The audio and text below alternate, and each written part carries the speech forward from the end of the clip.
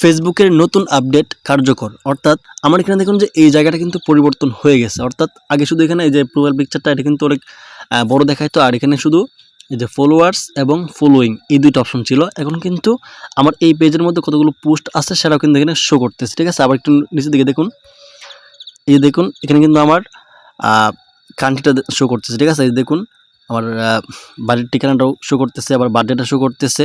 তো প্রথমে আপনাদেরকে দেখায় যে এখানে কোথায় পরিবর্তনটা হয়েছে। আসলে আমরা যখন আমাদের ফেসবুক প্রোফাইল বা ফেসবুক পেজে যাবো, যাওয়ার পর আমাদের যে প্রোফাইল আছে, তো এখানে প্রোফাইলে যদি আমি এটা ক্লিক করি, এটা আমার পেজের। ঠিক আছে, আমি একটু রিফ্রেশ করি আপনাদের দেখানোর জন্য। দেখুন এই জায়গাটা কিন্তু একটা চেঞ্জ হয়ে গেছে। ঠিক আছে, আপনারা এক্ষুনি গিয়ে চেক করুন আপনাদের প্রোফাইল বা পেজের মধ্যে এরকম চেঞ্জ হয়েছে কিনা। অর্থাৎ আগে শুধু এখানে ফলোয়ার্স আর ফলোয়িং এই দুটো ছিল, এখন আমার এই পেজের মধ্যে আমি কতগুলো পোস্ট করছি সেগুলো কিন্তু শো করতেছে। ঠিক আছে, আবার এখানে নিচের দিকে দেখুন এগুলো কিন্তু ঠিকঠাকই আছে, অর্থাৎ ফটোস রিলস এগুলো আগে এরকম ছিল। আবার এখানে আমার এই যে বায়োটা দেওয়া আছে, হ্যাঁ ক্যাটাগরিটা কিন্তু এখানে শো করতেছে। এগুলো মোটামুটি আগের মতনই কিছুটা হয়েছে, অর্থাৎ এগুলো কিন্তু নিচে যে ক্যাটাগরিটা কিন্তু নিচে ছিল উপরে চলে গেছে। আবার এখানে দেখুন যে এই যে দেখুন আমার রিভিউগুলো শো করতেছে। ঠিক আছে, তারপর হ্যাঁ অলওয়েজ ওপেন, আমি কোন সময় অ্যাক্টিভ থাকি, তারপর আবার আমার লোকেশনটা, হ্যাঁ আবার এই যে কান্ট্রিটা। ঠিক আছে, আবার আমার এখানে কি লিঙ্ক মানে দেওয়া আছে সেগুলো শো করতেছে, হ্যাঁ এডুকেশন।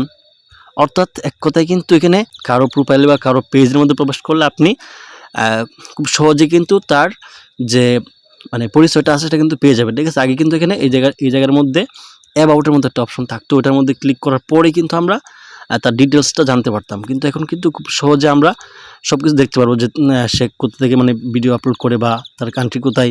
তো আপনারা এক্ষুনি এটা চেক করুন যে আপনাদের প্রোফাইল বা পেজের মধ্যে এরকমটা হয়েছে কিনা।